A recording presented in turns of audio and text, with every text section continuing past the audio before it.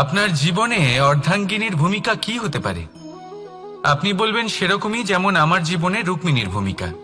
এটা সত্যি, কিন্তু এটাও সত্যি কথা যে আমার আর রুক্মিণীর এই সম্পর্ক তাকে আরো গভীর করার জন্য অত্যন্ত প্রয়োজনীয় হলো আমরা প্রথমে বন্ধু হই। একজন ভালো স্বামী বা স্ত্রী হবার প্রথম পদক্ষেপ বন্ধুত্ব, অর্থাৎ সখা প্রেম। যতক্ষণ না এক স্বামী স্ত্রী নিজেদের সম্পর্কে বন্ধুত্বের মাহাত্ম্য বুঝতে পারবেন না, ততক্ষণ এই সম্পর্ক যেন অপূর্ণ থেকে যাবে। আর তারপর এই সম্পর্কে জন্ম নেয় সেই অনুভূতি, যেমন অধিকার, যেমন অভিমান। এই দুই ভাবনা যা এই সম্পর্ক ভাঙার প্রথম পদক্ষেপ হয়ে থাকে।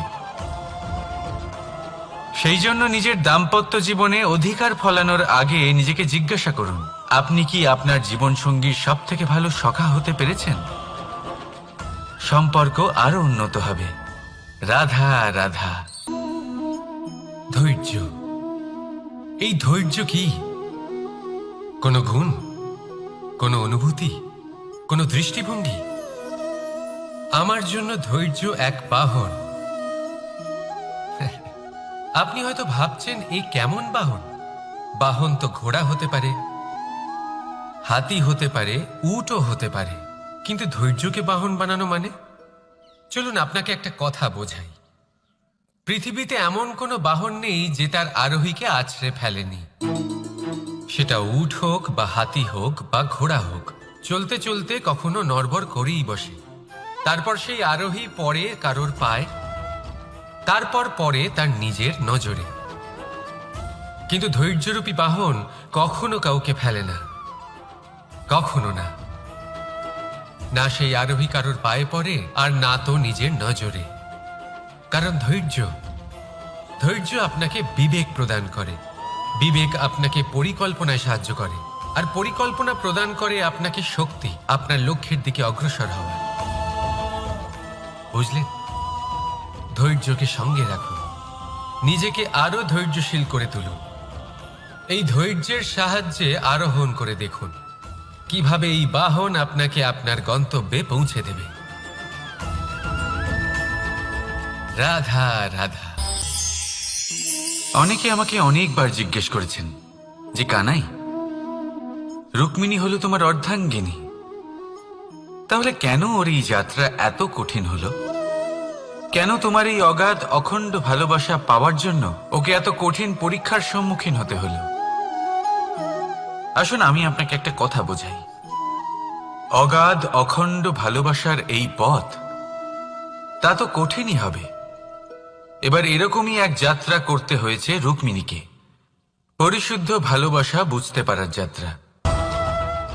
এমন ভালোবাসা যা কিনা ক্রোধ, ভয়, মোহ, অধিকার, অহংকার, হিংসা এই সমস্ত বিকারের ঊর্ধ্বে।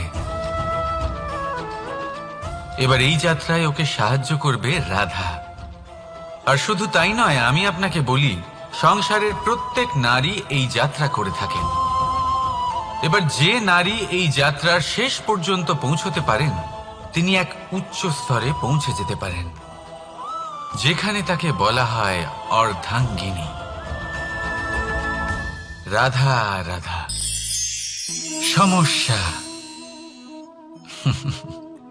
এবারে বলুন, সমস্যা কার জীবনে নেই? প্রত্যেকের জীবনে সমস্যা থাকেই। হ্যাঁ ঠিক আছে, জীবন আছে যখন, তখন সময়ের সাথে সমস্যাও আসবে। কিন্তু প্রত্যেক সমস্যাই কি সময়ই নিয়ে আসে? না, আপনি সমস্ত সমস্যার দায় সময়কে দিতে পারেন না।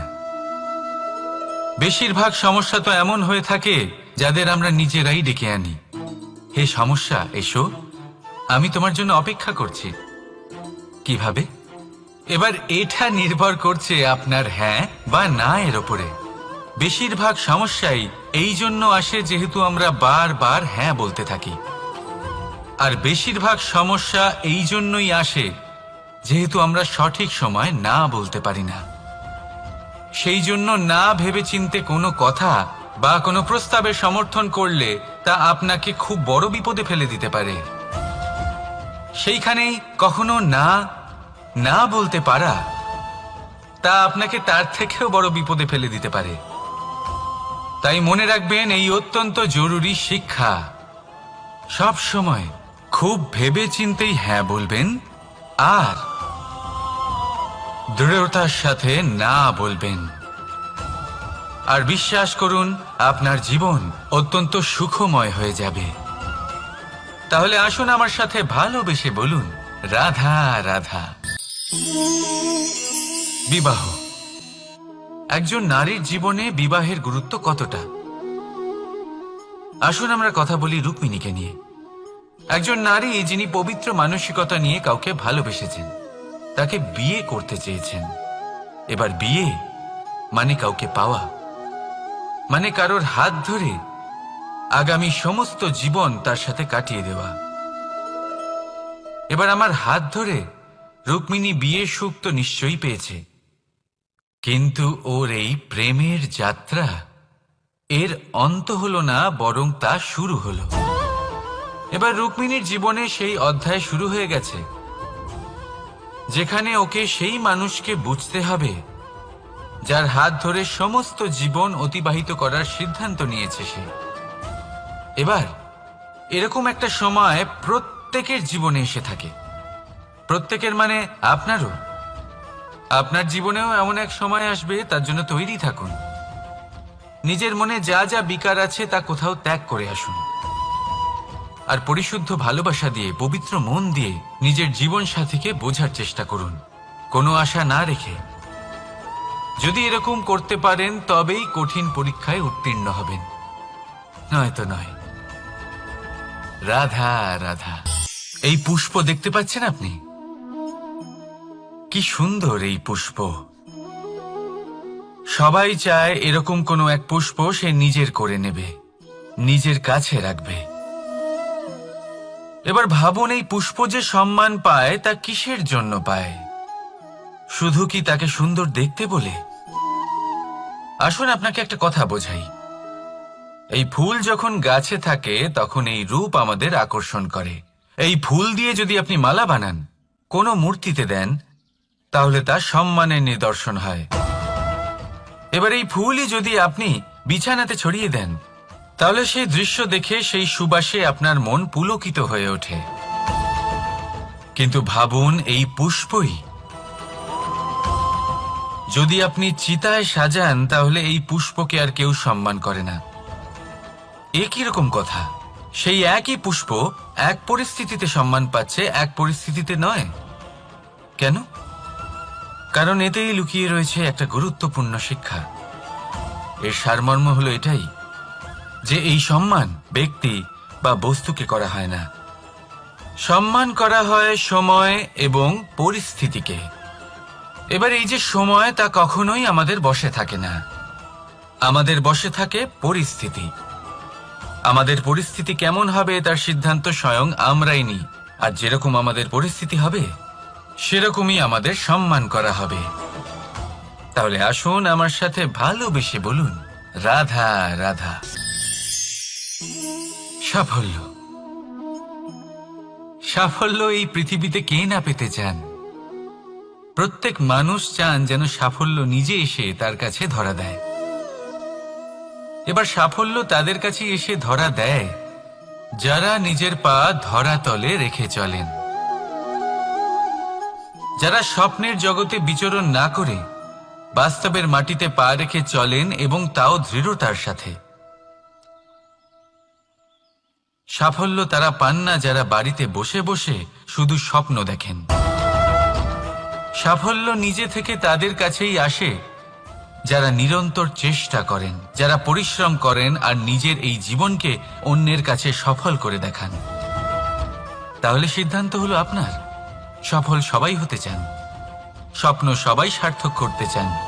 স্বপ্ন তখনই সার্থক হয় যখন পরিশ্রম করবেন, আর সাফল্য তখনই আপনার সাথে থাকবে যতক্ষণ আপনি বিনম্র থাকবেন।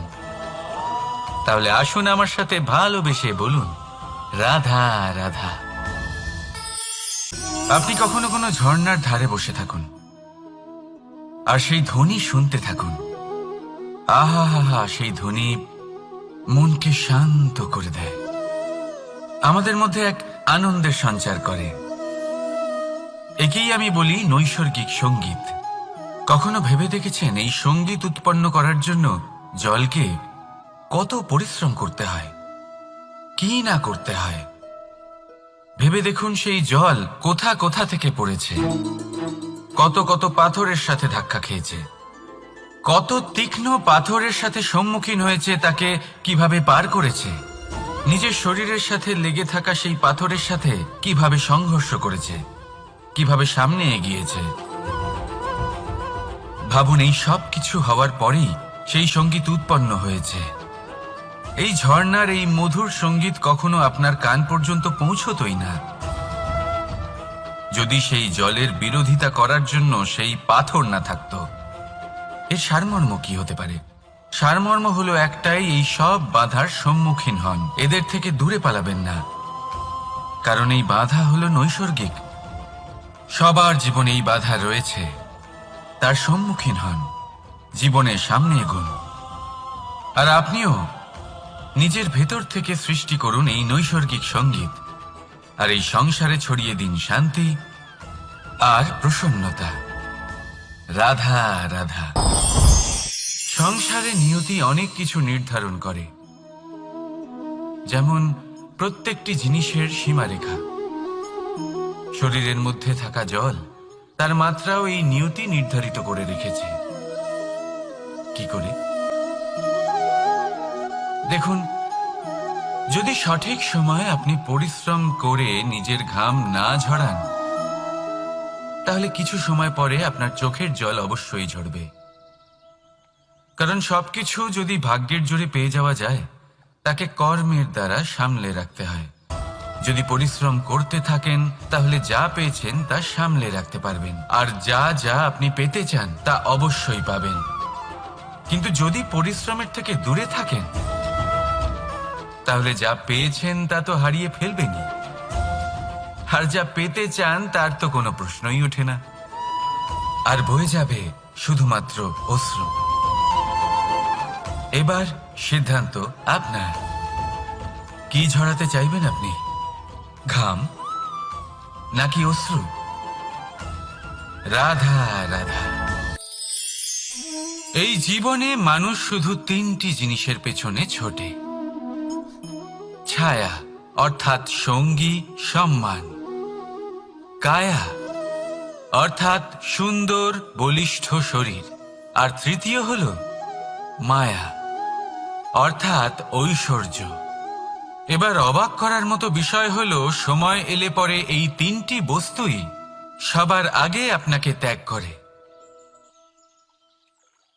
অন্ধকারে ছায়া আপনাকে ত্যাগ করে, বার্ধক্যে কায়া আপনাকে ত্যাগ করে, আর অন্তিম সময়ে মায়াও আপনাকে ত্যাগ করে। এগুলো কিছুই কাজে আসে না যার পেছনে আপনি সারা জীবন দৌড়েই যাচ্ছিলেন। যদি কিছু কাজে লাগে, তা হলো আপনার প্রেমপূর্ণ ব্যবহার যা আপনি সংসারকে দিয়েছেন। এ হলো সেই প্রেম যা অন্ধকারে প্রদীপ হয়ে আপনাকে আলো দেবে। এ হলো সেই প্রেম যা বার্ধক্যে হাত রূপে আপনাকে শক্তি দেবে, সহায়তা করবে। আর যখন আপনার কাছে অর্থ থাকবে না, তখন এই প্রেমই আপনাকে সামর্থ্য যোগাবে। জীবনে যদি কিছু উপার্জন করতে চান, তাহলে শুধু প্রেম উপার্জন করুন। যদি আপনিও আমার মতো দূরের কথা ভাবতে চান, তাহলে শুধুমাত্র প্রেম উপার্জন করুন। আর এখন এই প্রেম ভাব নিয়েই বলুন, রাধা রাধা। কখনো প্রদীপ জ্বালাতে গিয়ে আপনার হাত পুড়ে গেছে? একবার মনে করে দেখুন সেই অনুভূতি। এক্ষুনি মনের মধ্যে যন্ত্রণার এক অনুভূতি বয়ে যাবে। কখনো হাঁটতে হাঁটতে পায়ে কাঁটা ফুটে গেছে? মনে করুন, এক্ষুনি মনের মধ্যে যন্ত্রণার এক অনুভূতি বয়ে যাবে। এরকম কেন হয়ে থাকে? কষ্ট তো শুধু তখন হয়েছিল, কিন্তু যদি আজ মনে করেন, তাহলে সেই যন্ত্রণা আপনার মনে মাথায় থেকেই যায়। এরকম কেন হয়ে থাকে যে জীবনে যখনই আমরা যন্ত্রণার অনুভব করি, তারপর আমরা সেই যন্ত্রণা নিজের সাথে বহন করে নিয়ে চলি? কারণ হলো একটাই, চিন্তা। কোনো যন্ত্রণাই এতটা কষ্ট আমাদের দেয় না যতটা কষ্ট এই চিন্তা দেয়। তাহলে এই চিন্তা ত্যাগ করুন আর ভাবুন যে কিভাবে নিজেকে সব সময় আনন্দে রাখা যায়। আর অতীতকাল এবং ভবিষ্যতের চিন্তা ছেড়ে দিন, এই বিষয়ে ভাবাই ছেড়ে দিন। শুধুমাত্র এটা ভেবে নিন যে আজ আমায় নিজেকে আনন্দে রাখতে হবে, যে করেই হোক। এটা করা শুরু করে দিন। তারপর আপনি দেখবেন আপনার কাল, পরশু, পরের সপ্তাহ, সমস্ত মাস, সমস্ত বছর, পরের বছর, সম্পূর্ণ জীবন আপনি শুধুমাত্র প্রসন্নতাই পাবেন। এবার আসুন এই প্রসন্নতার সাথেই বলুন, রাধা রাধা। কখনো ভেবে দেখেছেন আমরা জিহ্বার সাথে সাথে কান কেন পেয়েছি? এবার আপনি বলবেন এ তো সহজ কথা, যাতে আমরা কথা বলার সাথে সাথে শুনতেও শিখি। এবারের আরো একটা গুরুত্ব আছে। আগে আমাকে বলুন, নিজের প্রশংসা শুনতে কার না ভালো লাগে? সবারই ভালো লাগে। এটাই হলো মূল কথা। যদি এই কান দিয়ে আপনি নিজের প্রশংসা শুনতে চান, তাহলে সর্বপ্রথম এই জিহ্বা দিয়ে অন্যের প্রশংসা করতে শিখুন। এবার প্রশংসার বিষয়ে একটা অত্যন্ত গুরুত্বপূর্ণ কথা আপনাদের বলি। কখনো যদি কারোর প্রশংসা আপনি করেন, তাহলে সবার আগে সেই ব্যক্তির উৎসাহ বেড়ে যায়। আর তারপর নিজে যদি ভেবে দেখেন, তাহলে নিজের মনেও সন্তুষ্টি আর প্রশান্তি চলে আসে। আর একবার যদি এই মন প্রশান্তিতে ভরে যায়, তারপরে কেউ প্রশংসা করুক বা না করুক, কিচ্ছু যায় আসে না। সেই জন্য সবসময় অন্যের সম্মান করবেন, স্নেহ করবেন, প্রশংসা করবেন, সুখ ভাগ করে নেবেন। যার মধ্যে যেটা ভালো আছে তা বলুন, তাকে মনে করান তিনিও ভালো, তার উৎসাহ বাড়িয়ে তুলুন। তিনি জীবনে সামনে এগোবেন, আর এই ব্রহ্মাণ্ড আপনাকে কখনো পিছিয়ে থাকতে দেবে না। রাধা রাধা। সত্য এবং অসত্য দুটোর মধ্যে পার্থক্য কি আছে? পার্থক্য হলো অ অক্ষরটার। এবার অ দিয়ে হতে পারে আরম্ভ, অ দিয়ে হতে পারে অন্ত। সত্য হলো সেটা যেখানে সমস্ত পথের আরম্ভ হয়, অসত্য সেটা যেখানে সমস্ত পথের শেষ হয়। এবার এরা চলতে হয়তো পারে না, কিন্তু তাও ছাপ রেখেই যায়। সত্য সেই ছাপ রেখে যায় যা একটা উজ্জ্বল উৎকৃষ্ট উদাহরণ হতে পারে, আর অসত্য সেই উদাহরণ তৈরি করে যা একটা কলঙ্কিত ইতিহাস তৈরি করে। এখন আপনি আগামী সময়ের জন্য কেমন ছাপ রেখে যাবেন, এই সিদ্ধান্ত পুরোপুরি আপনার। রাধা রাধা। চলুন একটা প্রশ্ন করি। কোন মানুষকে জিজ্ঞাসা করবেন যে সে মূর্খ, অলস, বিবেকহীন, অসফল, এইসব বিশেষণ দিয়ে নিজেকে পরিচিত করতে চাইবে? না। কাউকে জিজ্ঞাসা করুন আপনি কি মূর্খ? না। আপনি কি অসফল হয়েছেন? না। আপনি কি বিবেকহীন? না। এবার বলুন, আপনি জীবনে মূর্খ ও বিবেকহীন হবার জন্য কোনো ভালো পরিকল্পনা বানিয়েছেন? উত্তর পাবেন না। কারণ কোনো পরিকল্পনা বানানো হয় না যাতে আপনি মূর্খ বা অসফল হন। মানুষ মূর্খ বা অসফল তখন হন যখন কোনো পরিকল্পনাই থাকে না। দেখুন, একটাই ছোট জীবন, তাকে স্থির করুন যাতে অনেক বেশি সংখ্যক মানুষকে আপনি জুড়ে রাখতে পারেন, অনেক বেশি শান্তি পেতে পারেন, অধিকতর সাফল্য লাভ করতে পারেন, বেশিরভাগ মানুষের পথপ্রদর্শক হয়ে তাদের মঙ্গল করতে পারেন।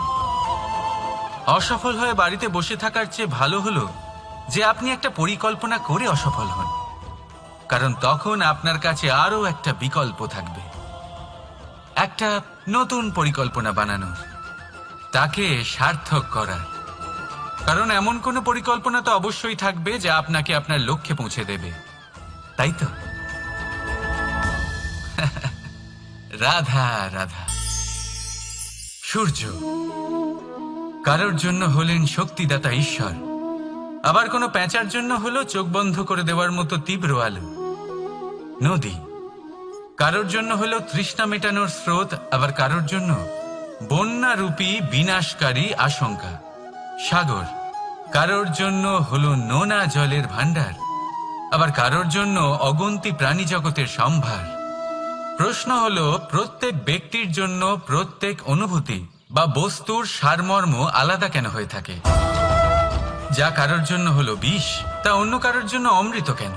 যা কারোর জন্য অমৃত, তা অন্যের জন্য বিষ কেন? উত্তর বড়ই সোজা। আমরা বস্তু বা অনুভূতিগুলিকে সেভাবে দেখি না যেরকম তা হয়ে থাকে। আমরা বস্তু বা অনুভূতিকে সেভাবে দেখি যেরকম আমরা হয়ে থাকি। এবার এর উপায় কি হতে পারে? নিজেকে পরিশুদ্ধ করুন, সব কিছুই শুদ্ধ হবে। রাধা রাধা। প্রেম, ঘৃণা, এই দুই হলো একই শব্দ। কিভাবে? দেখুন না, দুটোতেই আড়াই অক্ষর রয়েছে। দুটোই হলো সেই অনুভূতি যা আমাদের মনের সাথে জড়িত, আর এই দুই অনুভূতির সাথেই জড়িত মানুষ আমাদের জন্য গুরুত্বপূর্ণ। পার্থক্য শুধু এটাই যে প্রেম পায় সম্মান আর ঘৃণাকে করা হয় অবজ্ঞা। এরকম কেন? কারণ প্রেম হলো সেই অনুভূতি যেখানে মানুষ সব কিছু দিয়ে দিতে চায়, সব কিছু লুটিয়ে দিতে চায়। সেখানে ঘৃণা হলো এমন অনুভূতি যেখানে মানুষ সবকিছু কেড়ে নিতে চায়, সবকিছু জিতে নিতে চায়। তাও প্রেমের অনুভূতি কখনো আপনাকে হারতে দেয় না, আর ঘৃণার অনুভূতি কখনো আপনাকে জিততে দেয় না। এবার কি করবেন আপনি? একটাই জীবন। ঘৃণার সাথে বাঁচবেন নাকি প্রেমের সাথে? আমি তো প্রেমকেই চয়ন করব। রাধা রাধা।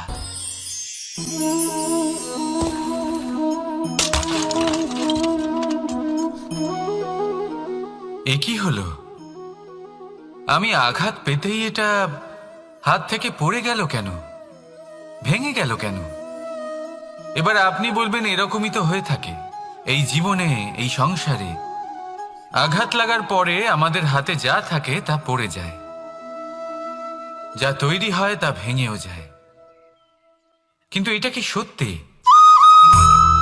আপনাকে একটা কথা বলে রাখি, আঘাত পেয়ে পড়ে যাবার পরে সংসারের যে কোনো বস্তুই হাত থেকে পড়ে যাক না কেন, সাফল্য অবশ্যই আসে। যতই খারাপভাবে আপনি পড়ে যান, আপনি আঘাত পান, ভবিষ্যৎ অবশ্যই ভালো হবে। কারণ এই আঘাত,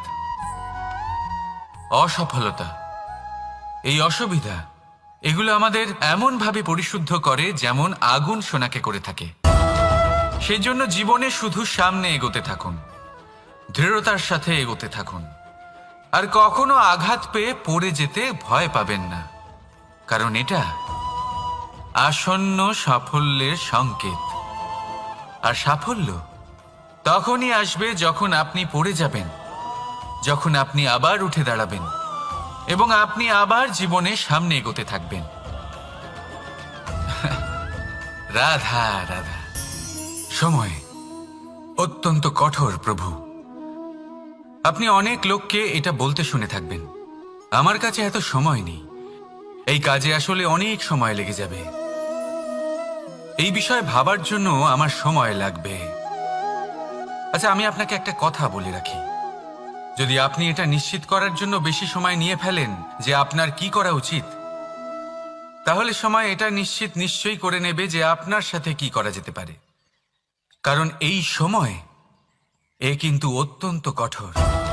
যতক্ষণ আপনার সাথে রয়েছে এর সমাদর করতে শিখুন, এর সম্মান করতে শিখুন, এর সদ্ব্যবহার করতে শিখুন। যদি এরকম না করেন, তাহলে এই সময়ের নিজেকে আর আপনাকে বদলাতে অধিক সময় লাগবে না। তাহলে আসুন, এবার সময় এসে গেছে ভালোবেসে বলার রাধা রাধা। এই পাথর দেখছেন আপনি, নদীর তলদেশে পাওয়া যায়। প্রয়াস করতে থাকে যাতে নদীর জল প্রবাহকে আটকাতে পারে। আটকাতে কি পারে? কখনোই নয়, বরং তার ধারালো কোণাগুলো মসৃণ হয়ে যায়। এবার এ থেকে কি শিক্ষা পাওয়া যায়? এর থেকে এটাই শিক্ষা পাওয়া যায় যে ব্যক্তি দৃঢ়তার সাথে জীবনে শুধু আগে এগোতে থাকেন না থেমে, তিনি না শুধু নিজের লক্ষ্য প্রাপ্তি করতে পারেন, বরং নিজের পথের সমস্ত বাধার অস্তিত্বই পাল্টে দিতে পারেন। তাহলে আপনি কি হতে চাইবেন? সেই ব্যক্তি যিনি নিজের বাধাকে দূরে ঠেলে আগে এগোতে পারেন, নাকি সেই ব্যক্তি যিনি অন্য কারোর পথে বাধা হয়ে থেকে তার নিজের অস্তিত্বই হারিয়ে ফেলেন? সিদ্ধান্ত হলো আপনার। রাধা রাধা।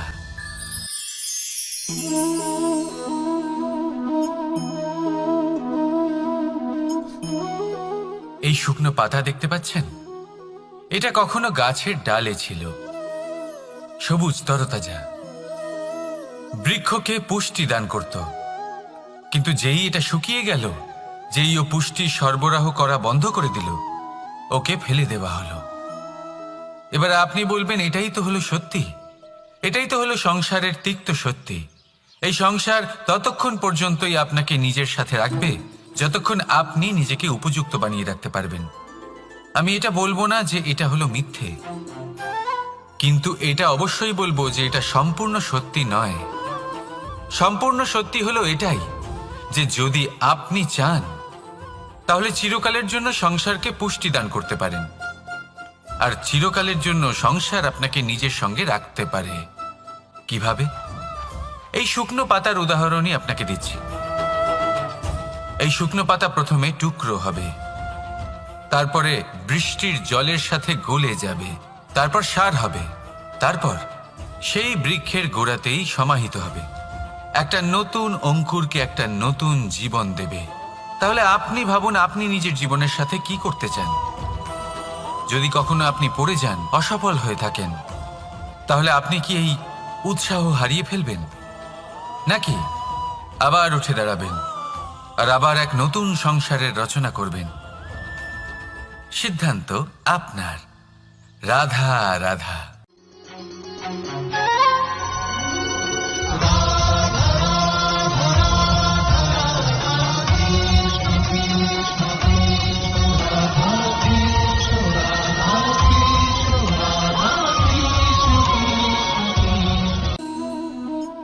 ধৈর্য। এই ধৈর্য কি কোনো গুণ, কোনো অনুভূতি, কোনো দৃষ্টিভঙ্গি? আমার জন্য ধৈর্য এক বাহন। আপনি হয়তো ভাবছেন, এই কেমন বাহন? বাহন তো ঘোড়া হতে পারে, হাতি হতে পারে, উটও হতে পারে, কিন্তু ধৈর্যকে বাহন বানানো মানে? চলুন আপনাকে একটা কথা বোঝাই। পৃথিবীতে এমন কোনো বাহন নেই যে তার আরোহীকে আছড়ে ফেলেনি। সেটা উট হোক বা হাতি হোক বা ঘোড়া হোক, চলতে চলতে কখনো নড়বড় করেই বসে। তারপর সেই আরোহী পড়ে কারোর পায়, তারপর পড়ে তার নিজের নজরে। কিন্তু ধৈর্যরূপী বাহন কখনো কাউকে ফেলে না, কখনো না। না সেই আরোহী কারোর পায়ে পড়ে, আর না তো নিজের নজরে। কারণ ধৈর্য আপনাকে বিবেক প্রদান করে, বিবেক আপনাকে পরিকল্পনায় সাহায্য করে, আর পরিকল্পনা প্রদান করে আপনাকে শক্তি, আপনার লক্ষ্যের দিকে অগ্রসর হওয়া। বুঝলেন? ধৈর্যকে সঙ্গে রাখুন, নিজেকে আরো ধৈর্যশীল করে তুলুন। এই ধৈর্যের সাহায্যে আরোহণ করে দেখুন কিভাবে এই বাহন আপনাকে আপনার গন্তব্যে পৌঁছে দেবে। রাধা রাধা। অর্ধাঙ্গিনী।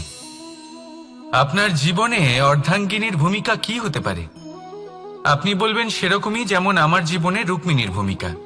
এটা সত্যি, কিন্তু এটাও সত্যি কথা যে আমার আর রুক্মিণীর এই সম্পর্ক, তাকে আরো গভীর করার জন্য অত্যন্ত প্রয়োজনীয় হলো আমরা প্রথমে বন্ধু হই। একজন ভালো স্বামী বা স্ত্রী হবার প্রথম পদক্ষেপ বন্ধুত্ব, অর্থাৎ সখা প্রেম। যতক্ষণ না এক স্বামী স্ত্রী নিজেদের সম্পর্কে বন্ধুত্বের মাহাত্ম্য বুঝতে পারবেন না, ততক্ষণ এই সম্পর্ক যেন অপূর্ণ থেকে যাবে। আর তারপর এই সম্পর্কে জন্ম নেয় সেই অনুভূতি, যেমন অধিকার, যেমন অভিমান। এই দুই ভাবনা যা এই সম্পর্ক ভাঙার প্রথম পদক্ষেপ হয়ে থাকে। সেই জন্য নিজের দাম্পত্য জীবনে অধিকার ফলানোর আগে নিজেকে জিজ্ঞাসা করুন, আপনি কি আপনার জীবনসঙ্গীর সব থেকে ভালো সখা হতে পেরেছেন? সম্পর্ক আরো উন্নত হবে। রাধা রাধা। বিবাহ। একজন নারীর জীবনে বিবাহের গুরুত্ব কতটা? আসুন আমরা কথা বলি রুক্মিণীকে নিয়ে।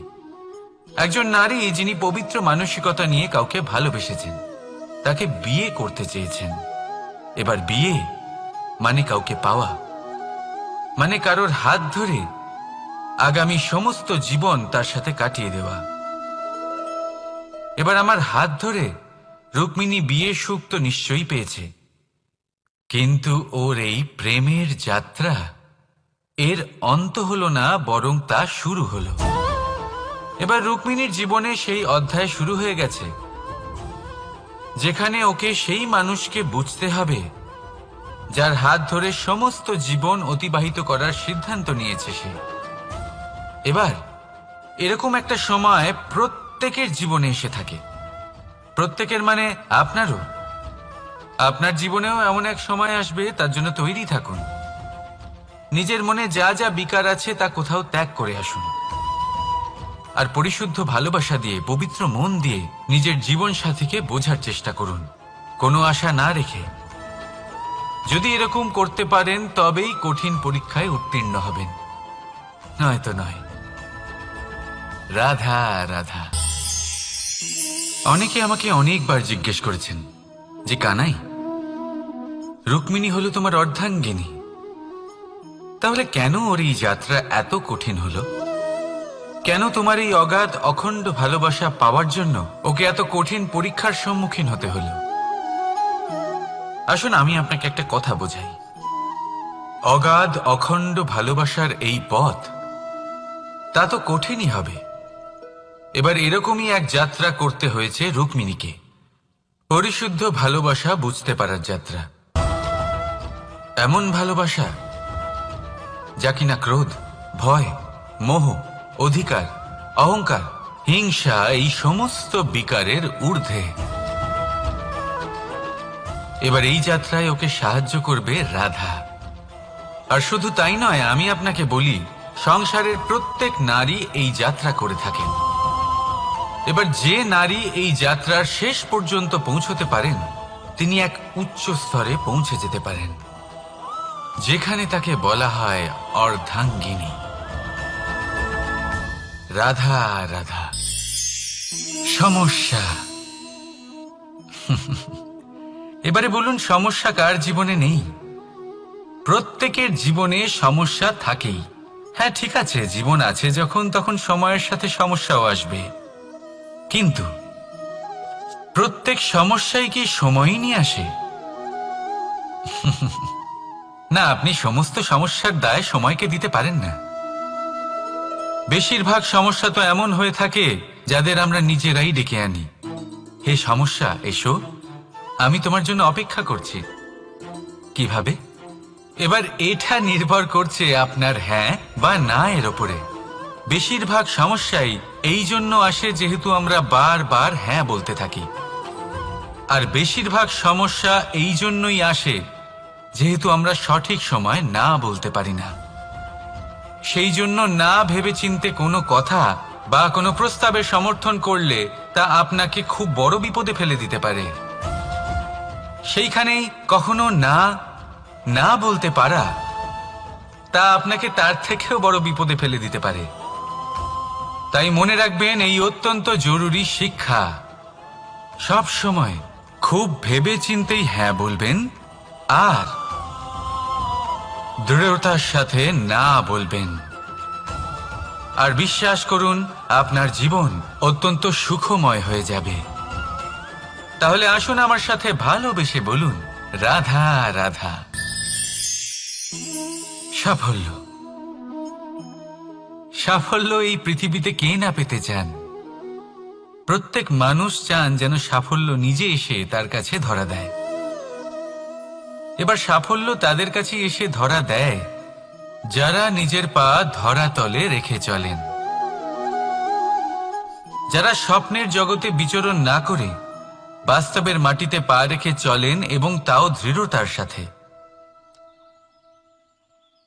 সাফল্য তারা পান না যারা বাড়িতে বসে বসে শুধু স্বপ্ন দেখেন।